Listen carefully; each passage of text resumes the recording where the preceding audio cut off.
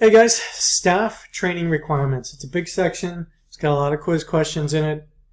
You're going to be referencing this for a long time to come, this section, when you're not sure, when you want to keep your books in order. Staff training is it the #1 citation usually?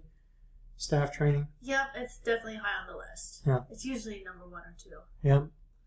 So, assisted living facility core training requirements and competency test.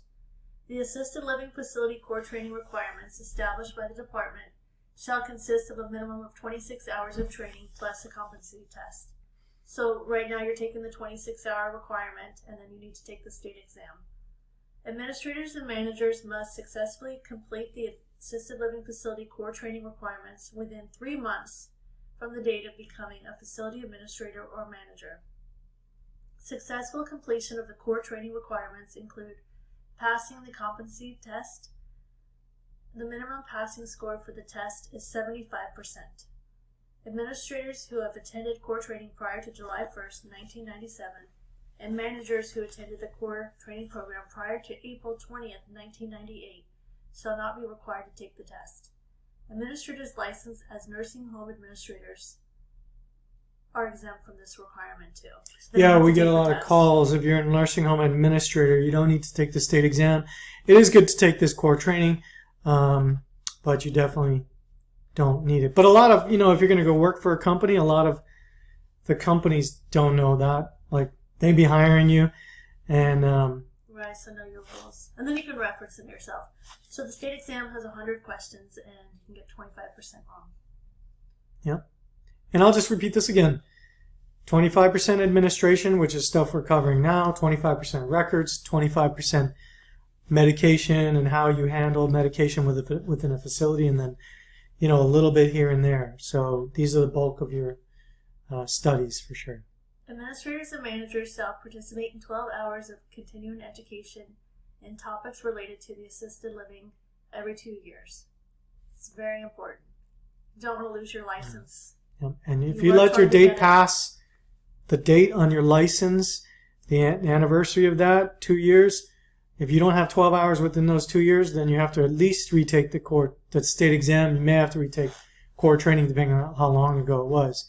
Right. And we make it really easy to get your 12 hours, one certificate. You keep it with your license in your file, and it's very easy that way instead of... And I would also say that if another question we get a lot is if you're a nurse, for example, you can't use your CEUs from nursing for this unless it's above and beyond that license. I mean, you have 2 licenses. You have an assisted living administrator license, you have a nurse license, and they both have requirements. Let's say nursing is 24 hours every 2 years or whatever it is, and administrator is 12 hours. So you need 36. You can't just apply the 24. So keep that in mind, above and beyond any other licensing you have. Are we on D? A newly hired administrator or manager who has successfully completed the assisted living core training and continuing education requirements shall not be required to retake the core training. An administrator or manager who has successfully completed the core training but has not maintained the continuing education requirements will be considered a new administrator or manager for the purpose of core training requirements. So we just talked about that. So they must retake the assisted living facility core training and retake and pass the state exam test. Okay. The fees for the competency test shall not exceed $200. Keep in mind this recording, it might change. $200 is what it is today, 2019. The payment for the competency test shall be remitted to the entity administering the test. Staff pre-service orientation. #2. Facility must provide a pre-service orientation of at least 2 hours to all new assisted living facility employees, all employees who have not previously completed core training, as detailed in subsection 1. Okay? New staff must complete the pre-service orientation prior to interacting with the residents. Once complete, the employee and the facility administrator must sign a statement that the employee completed this pre-service orientation, which must be kept in the employee's personal record. Right. That's a problem people run into too. They don't sign the certificates. Mm-hmm. So very important to watch that. Yep, make it part of your checklist for your new employees. If you use My ALF Training or compliance tracking system, it's very easy. You upload it afterward. If you took the pre-service orientation supplemental class, you just print it out, sign both, sign. Now the pre-service orientation, we'll go into what it has to cover, but a lot of it has to do with your own policies, procedures, your own protocols. Right. In addition to topics that may be chosen by the facility administrator, the pre-service orientation must cover resident rights and the facility's license type and services offered by the facility. Yep. Did I lose my Staff and service training. Oh, okay, thank you. I was thinking about the pre-service orientation. So your facility has a specific license type. You need to teach that staff what it is that type can provide. Staff in service training. Facility administrators and managers shall provide or arrange for the following in-service training to the facility staff. A. Staff who provide direct care to residents or other than nurses, CNAs, or home health aides, trained in universal precautions and facility sanitation procedures. So they must be, I skipped over that part. It's okay. They must receive a minimum of the 1 hour in-service training in infection control, universal precautions, and facility sanitation procedures before providing personal care to the residents. The facility must use its infection control policies and procedures when offering this training. Documentation of compliance with the staff training requirements relating to bloodborne pathogens may be used to meet the requirement. So that's a 1 hour class that must be provided before they interact with your residents and work. Yeah. Staff who provide direct care to residents must receive a minimum 1 hour in-service training within 30 days of employment that covers the following subjects: reporting adverse incidents, facility emergency procedures, including chain of command and staff roles relating to emergency evacuation.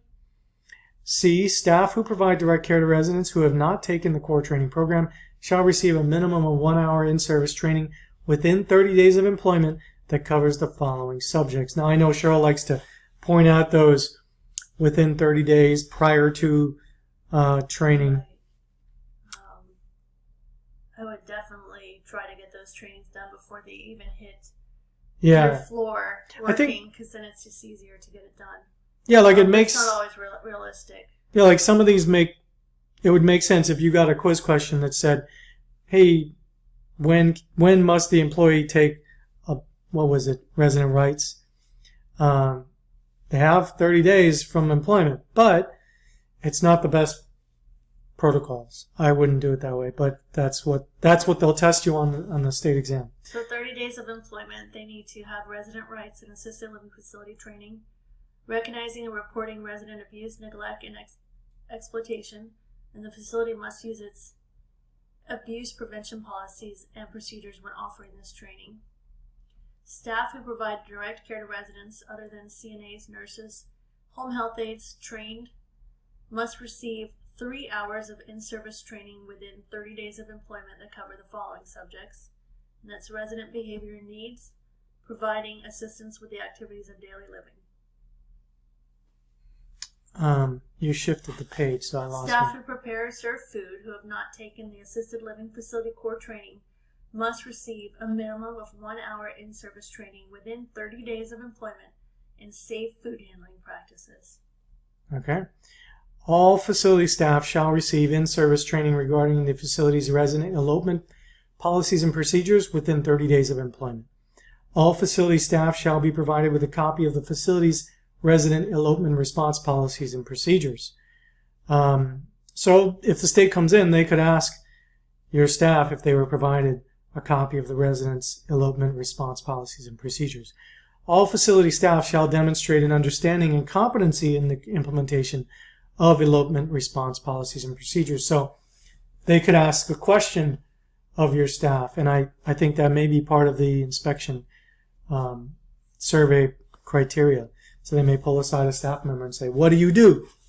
Right. I would make a list of things. Most of the trainings have to be done within 30 days, so I'd make a list of the ones that don't have to be done within 30 days, the ones that are pre-service or have a longer time, and that way you can memorize those, and then everything else falls within that 30 days after starting employment. HIV training. All facility employees, with the exception of employees subject to the requirements of 456, which I believe is nursing, must complete a one-time education course in HIV and AIDS, including the topics prescribed in Section 381. New facility staff must obtain the training within 30 days of employment. Documentation of compliance must be maintained in their file. Okay. First aid and CPR. A staff member who has completed courses in first aid and CPR and holds a currently valid card documenting completion of such courses must be in the facility at all times. Definitely a test question. Yeah, we touched on that earlier, but documentation that a staff member possesses a current CPR certification that requires the student to demonstrate in person that he or she is able to perform CPR, and which is issued by an instructor or trainer provided that is approved to provide CPR training by the American Red Cross, the American Heart Association, the National Safety Council, or an organization whose training is accredited by the Commission on Accreditation for Pre-Hospital Continuing Education, satisfies this requirement. So we don't offer first aid and CPR training. Usually they're combined together in one, CPR and first aid. But a lot of people just think they can take a CPR training online or first aid training online, put it in their employee file, but it's a ticking time bomb.